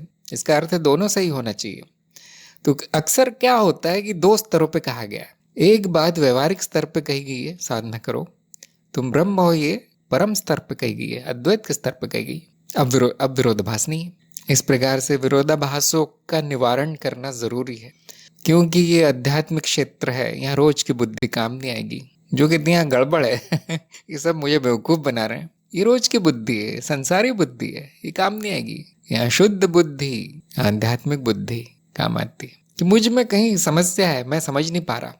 थोड़ा समर्पण, थोड़ी श्रद्धा काम आती है। हाँ, अब गुरु से पूछना भी उचित है, क्योंकि जो नया नया है वो नहीं कभी कभी बता पाएगा कि विरोधाभास क्यों है। एक दो बार बताने के बाद गुरु के फिर पकड़ाई में आ जाता है कि हर जगह विरोधाभास ही है, हर जगह विरोधाभास। लेकिन वो आभासिक है, सारा अस्तित्व ऐसा ही है। देखिए, शून्य है लेकिन पूर्ण है, क्या है? विरोधाभास नहीं है। लेकिन क्या वो गलत है दोनों वाक्य? बिल्कुल नहीं। तो बड़ी परिष्कृत बुद्धि चाहिए इन विरोधाभासों को समझने के लिए, और वो विरोधाभास ही सुंदरता या रस दिलाते हैं ज्ञान मार्ग में कि देखो शून्य होते हुए पूर्ण है। इससे बड़ा चमत्कार क्या है? ये बड़ी आश्चर्यचकित करने वाली बात है। यह एक ही अनुभव करता है, फिर भी इतने लोग हैं, क्या विरोधाभास नहीं है? प्रतीत होता है तो गलत है बात लेकिन जब वो समझ में आ जाती है तो उससे आनंददायी ज्ञान कुछ नहीं है। इससे ज्यादा आश्चर्यचकित करने वाला ज्ञान कुछ नहीं है इस सृष्टि में। तो जो विरोधाभासों का पंडित हो गया, उस्ताद हो गया, वो बहुत बड़ा ज्ञानी होगा। शायद ये बात हमारे सत्संग में थोड़ी कम बताई जाती है। ये प्रश्न भी पहली बार आया विरोधाभासों को लेकर, तो ये थोड़ा सा नया है, इसलिए सबको इस पे मनन करना चाहिए। देखिए कहाँ कहाँ विरोधाभास आपको दिखते हैं शिक्षा में। वो विरोधाभास है, परंतु क्या वो गलत है? क्या वो शिक्षा गलत है? ये इस बात पे मनन कीजिए। अच्छा, ये हो गया प्रश्नोत्तर। मुझे आशा है सबको लाभ मिला होगा।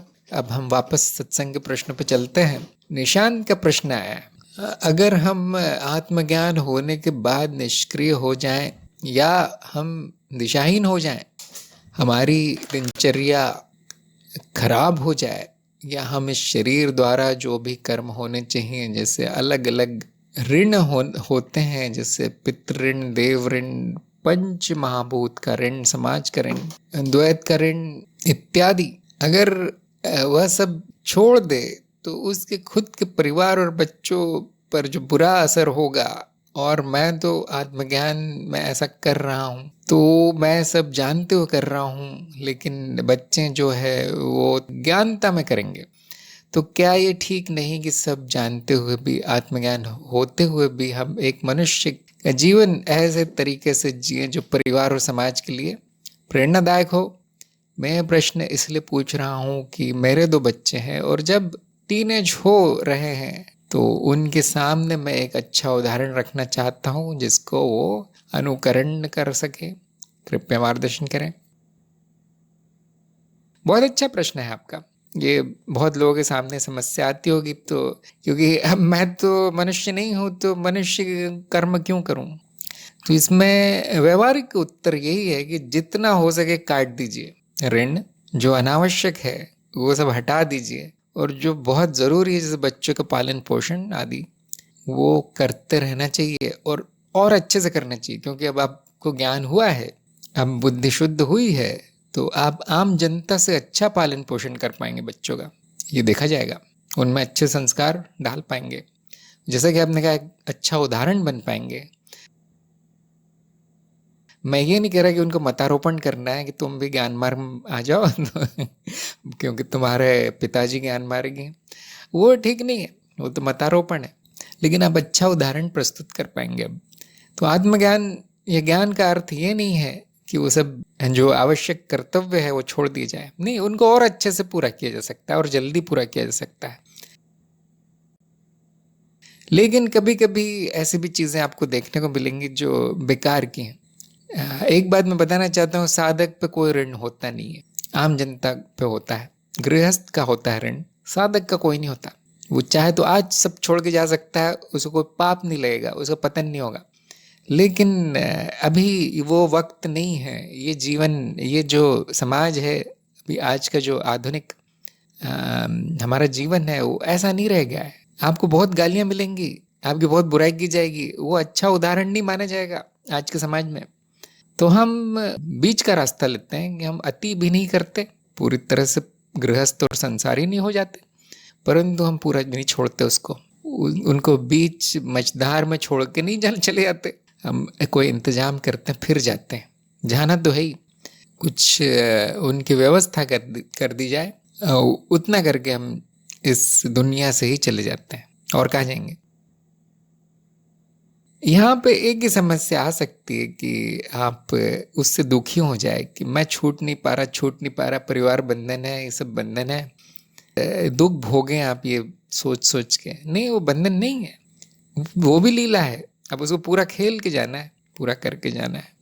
इसमें ये भी लोग चिंता करते हैं कि कर्म बंधन है, तो अब पता नहीं कितने जन्म और होंगे, नहीं, वो सब टूट जाएंगे, तो सब मानसिक होते हैं बंधन। हाँ, ऐसा हो सकता है कि आप कुछ नए बंधन बना लें, उस चक्कर में फिर वो समस्या होगी। या ऐसा भी हो सकता है कि आप डरें कि पता नहीं मेरा क्या होगा, मैं इन बंधनों में हूँ, तो फिर उसका प्रभाव अच्छा नहीं आएगा। तो हंसते हंसते खुशी खुशी स्वीकार करना है कि हाँ मेरी कर्म है सब, और उनको पूर्ण कर देना है। नया नहीं लेना है, ये बात ध्यान रखनी सबको नया बंधन नहीं लेना है, नया ऋण नहीं ले लेना है, बाकी सारे ऋण अपने आप चुक जाएंगे। अगर आपने मोक्ष प्राप्त किया है तो सभी पूर्वजों का ऋण चुक गया, उनका भी मोक्ष होने वाला है। मतलब देखिए, इन बातों पे आधुनिक व्यक्ति ज्यादा विश्वास नहीं करता है ना, हमने भी केवल सुना ही है। लेकिन उस वंश में एक का मोक्ष पूरी तरह निश्चित कर देता है कि सारा वंश मुक्त हो जाएगा। आपको ये चीजें शास्त्रों में मिलेंगी, ये गुरुजनों द्वारा सुनने को मिलेंगी।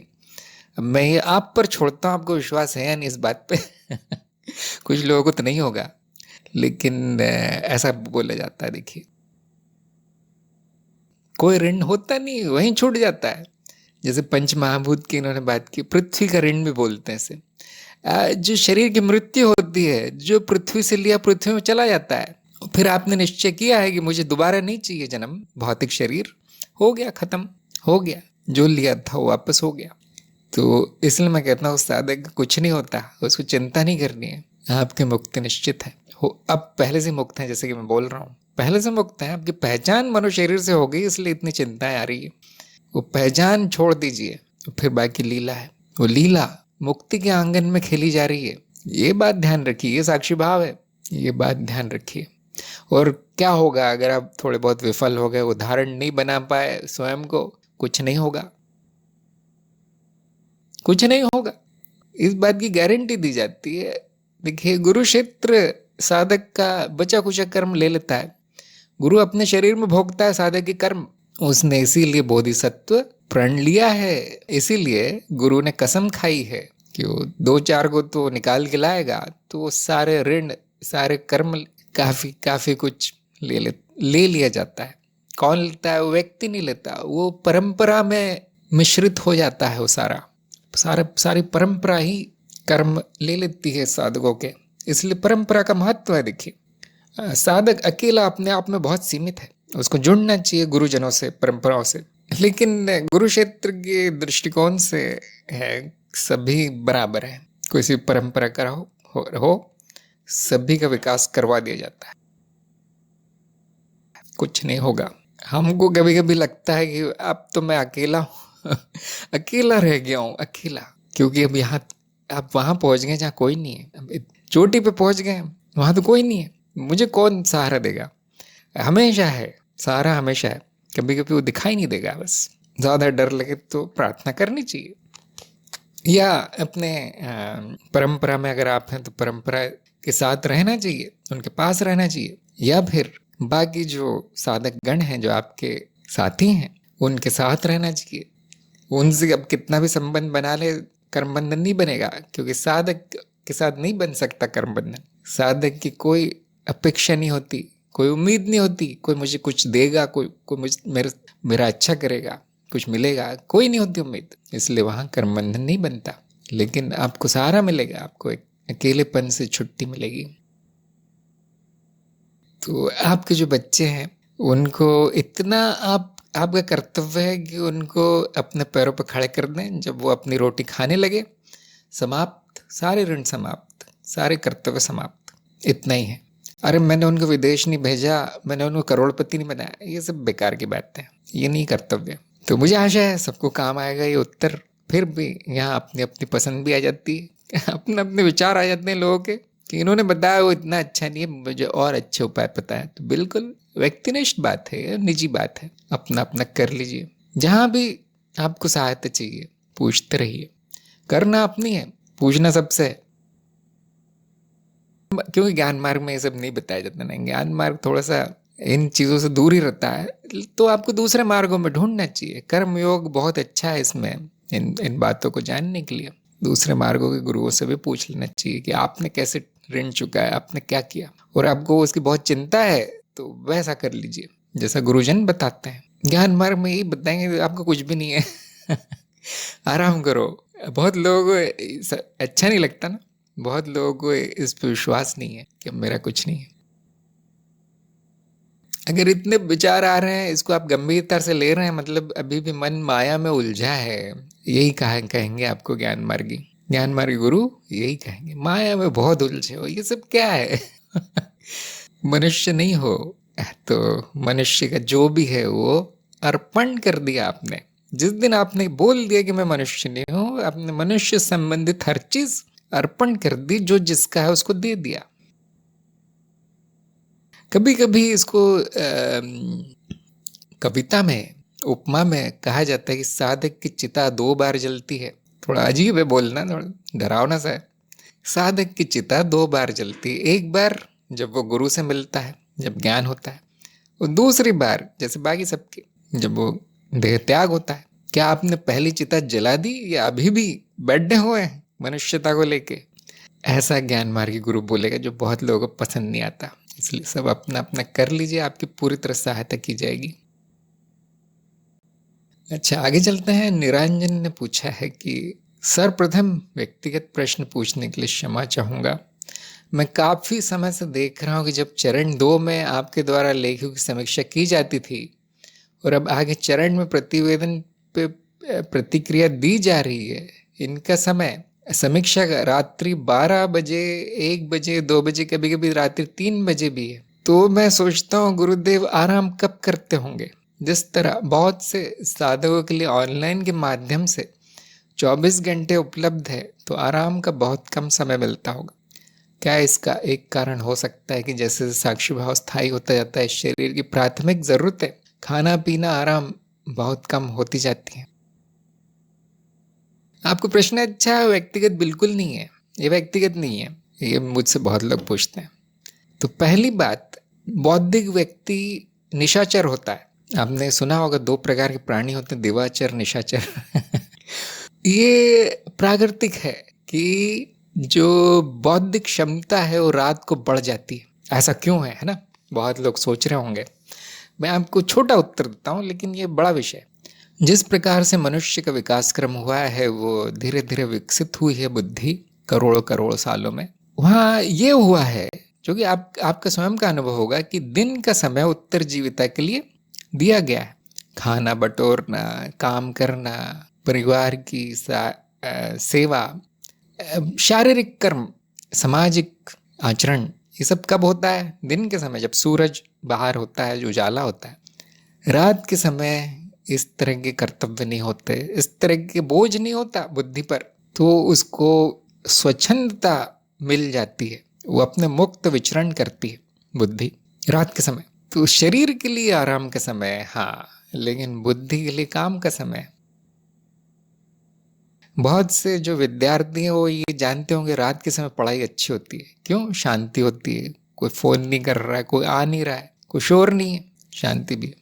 तो ये मनुष्य का जो मनुष्य शरीर यंत्र है इस तरह से विकसित हुआ है, तो उस पे इन चक्रों के, सूर्य चंद्र के चक्रों का प्रभाव पड़ता है, क्योंकि इनके साथ साथ वो विकसित हुआ है। तो मेरा भी यही है कि रात में ये सब आध्यात्मिक कार्य बहुत अच्छे होते हैं, साधना अच्छी होती है, लेखन श्रवण अच्छा होता है। देखिए हमारी सत्संग भी रात को ही हो रही। दिन में अगर मैं 10 बजे रखूं तो सब शोर शराबे में डूब जाएगी वो सत्संग। क्या आप लोग बैठ पाएंगे 2 घंटे?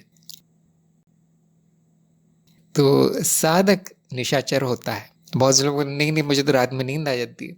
कोई बात नहीं, ये नियम नहीं है, ऐसा हो जाता है। वो खास तौर से कुछ मार्ग ऐसे हैं जिसमें दिन में सोना जरूरी है, रात में जागना जरूरी है। जैसे तंत्र मार्ग, तांत्रिक का दिन रात सूरज डूबने के बाद निकलता है। ये लोग हंसेंगे सुन के, क्योंकि किससे कहानी जैसा लगता है, सत्य है ये बात। क्योंकि माया का आवरण रात में कम होता है, माया का पर्दा रात में खुल जाता है। तांत्रिकों के लिए वो समय या चंद्र की कुछ विशेष अवस्थाएं, सूर्य चंद्र ग्रहों की अवस्थाएं काम की हैं। और साधक को अगर 1% भी लाभ मिल रहा है वो ले लेता है। वो ये नहीं सोचता कि लोग क्या कहेंगे, हंसेंगे। नहीं, रात में अच्छा हो रहा है, हाँ रात में करूंगा। तो ये पहले से है ये पहले से है मेरे साथ कि रात में अच्छे काम होते हैं। मैं ये नहीं कहूँगी सबको रात में करना चाहिए, नहीं, दिन में होता है, दिन में कीजिए। लेकिन सुबह का समय जो है 3 बजे से सुबह 7-8 बजे तक का समय ब्रह्म मुहूर्त है, वो ज्ञान मार्ग के लिए सबसे अच्छा है। बहुत से आश्रमों में जो शिष्य हैं उनको रात को 3 बजे उठा दिया जाता है। वो रात नहीं कहेंगे उसको, सुबह कहेंगे उसको। 3 बजे सुबह उठा मैं, उनके लिए वही सुबह है। वो सुबह ऐसी होती है। और वो सूरज डूबने के पहले सो जाते हैं। ऐसा क्यों है? वो कई हजारों वर्षों से लोगों ने देखा है कि वो समय वहाँ पे बुद्धि को, मनुष्य शरीर यंत्र को एक प्राकृतिक लाभ मिलता है। और जो साधना रत हैं कई वर्षों से, कई जन्मों से, वो ऐसे ही हो गए। आम जनता के लिए वो निशाचर हो गए हैं, लेकिन उनकी निशा कुछ और है। उनके लिए वो प्रकाश है, क्योंकि जब बाहर अंधेरा होता है उनके मन में उजाला होता है, वो उसका ज़्यादा महत्व है उनके लिए। और दिन के समय वो अपना सांसारिक जीवन जीते हैं और थोड़ा आराम करते हैं, थोड़ा सोते हैं, उसके बाद वापस आ जाते हैं अपने जीवन लक्ष्य में। क्योंकि आध्यात्मिक मार्ग, खासतौर से ज्ञान मार्ग, पूरी तरह आंतरिक है, बाहर कुछ भी नहीं करना पड़ता। तो ऐसा देखा गया है कि वो आंतरिक कार्य जो है साधना, वो रात की शांति में बहुत अच्छा होता है। फिर आपने लिखा है कि जैसे जैसे साक्षी भाव बढ़ेगा क्या ऐसा होगा? हाँ होगा। क्या होता है कि मनुष्य अनावश्यक सोचने में, अनावश्यक बोलने में और अनावश्यक कर्म करने में अपनी ऊर्जा खपा देता है, बेकार के कामों। ये बहुत ही व्यवहारिक बात है, इसमें कोई बहुत ज़्यादा आध्यात्मिक या रहस्यपूर्ण बात नहीं, ऐसा देखा गया है। तो साक्षी भाव में ये सब कम हो जाता है, विचार कम, भाव कम और कर्म कम, वाणी कम, मौन अपने आप होगा। अगर आपकी साधना अच्छी चल रही है, आपने साक्षी भाव क्या है जान लिया है और कर रहे हैं, तो अपने आप प्रभाव होगा। उससे ऊर्जा बहुत बच जाती है। हमको ऊर्जा कहाँ से मिलती है? खाने पीने से या आराम से। तो बड़ा प्राकृतिक है कि वो कम हो जाएगा। आपकी ऊर्जा खप नहीं रही है, जो कि भौतिक ऊर्जा है, मतलब प्राण ऊर्जा जिसको हम कहते हैं, वो बर्बाद नहीं हो रही है। तो अपने आप शरीर स्वस्थ हो जाएगा, उसकी ज़रूरतें कम हो जाएंगी। आपकी इच्छाएं अगर कम हो गई तो इच्छाओं के पीछे भागना कम हो जाएगा। तो उसमें बहुत ज़्यादा ऊर्जा खपती है अनावश्यक इच्छाओं के पीछे भागने में, और आप एक जगह बैठ जाएंगे। लोग कहेंगे आलसी हो गया है, लेकिन आप तो जानते हैं सूत्र क्या है, लोगों को मक्खी की तरह निकाल के फेंक देना है। आपकी ऊर्जा बच रही है, अब वो ठीक वो करते हैं जो ज़रूरी है। आप देखेंगे इतना समय रह जाएगा, इतनी ऊर्जा रह जाएगी, आपको विश्वास नहीं होगा ये सारा काम कैसे हो रहा है। आप दुगना भी काम कर सकते हैं, आपकी प्रगति और तेज हो सकती है। अब आप आ गए तंत्र में, है ना।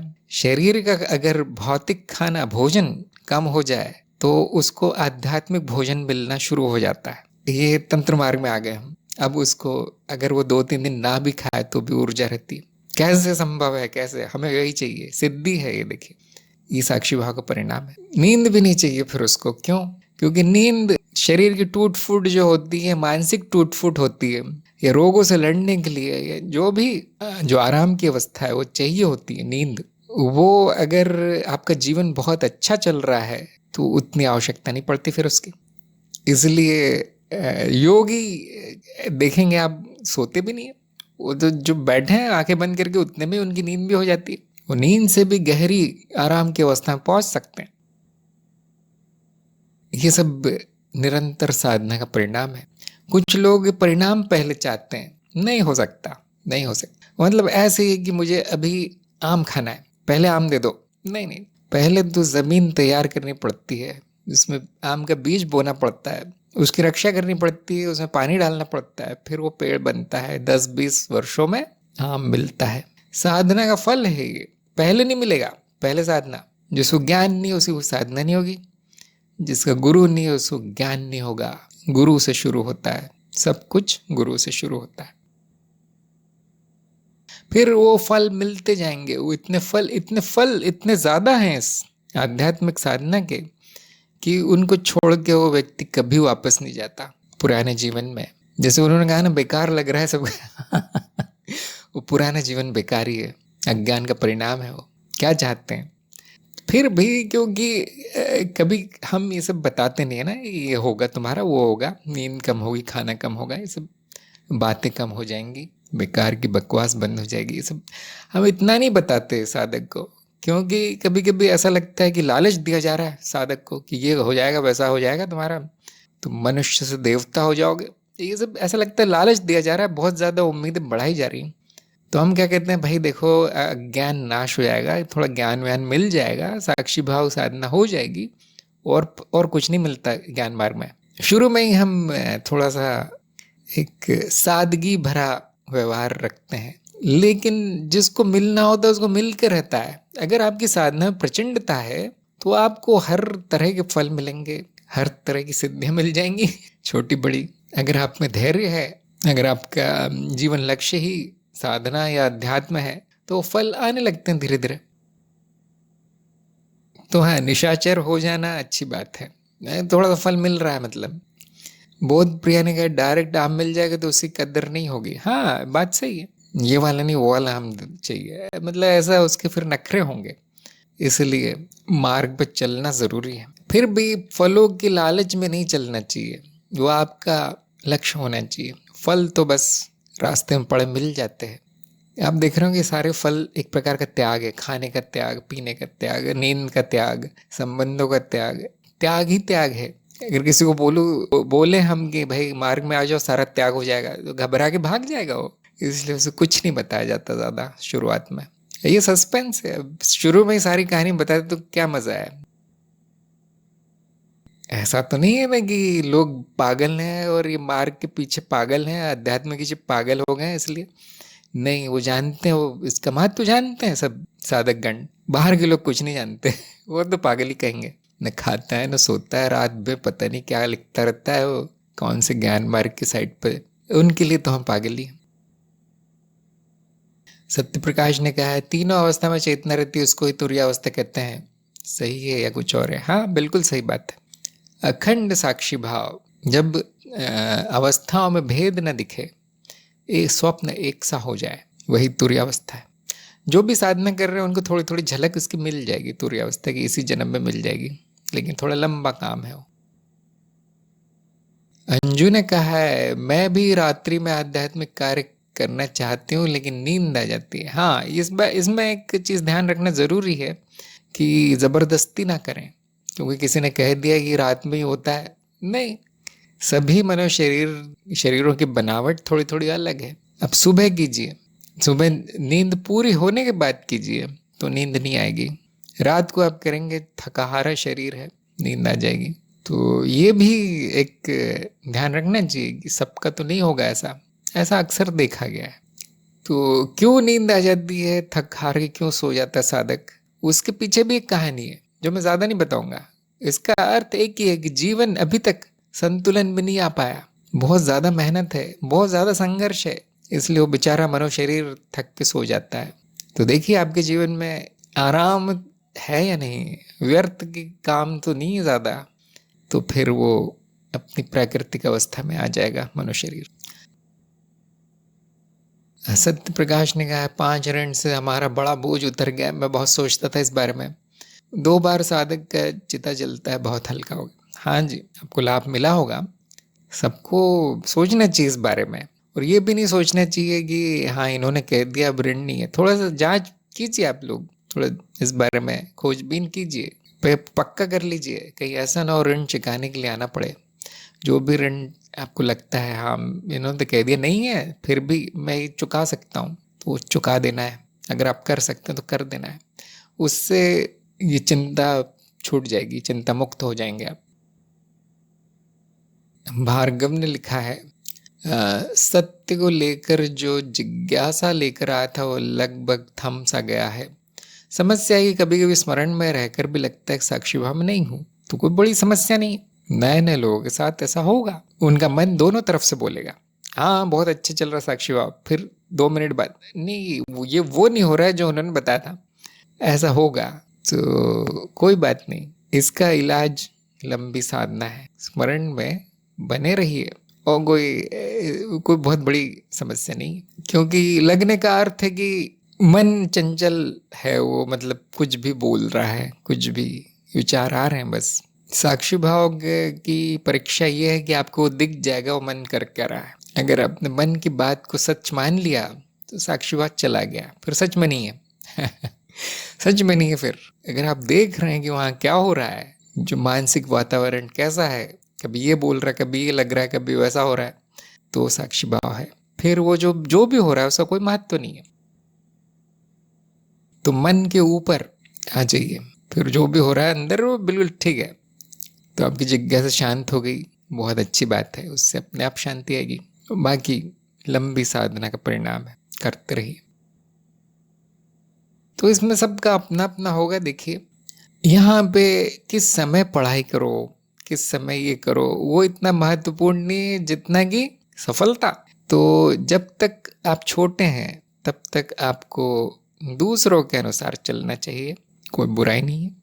जिस दिन आप अपने पैरों पे खड़े हो गए, आपको जो जब करना कीजिए, जो रात में करना है रात में कीजिए, दिन में करना है दिन में कीजिए, दिन रात वही कीजिए जो आपको पसंद है। उसके लिए स्वतंत्र होना जरूरी है, तब आप अपना प्राकृतिक जीवन जी पाएंगे।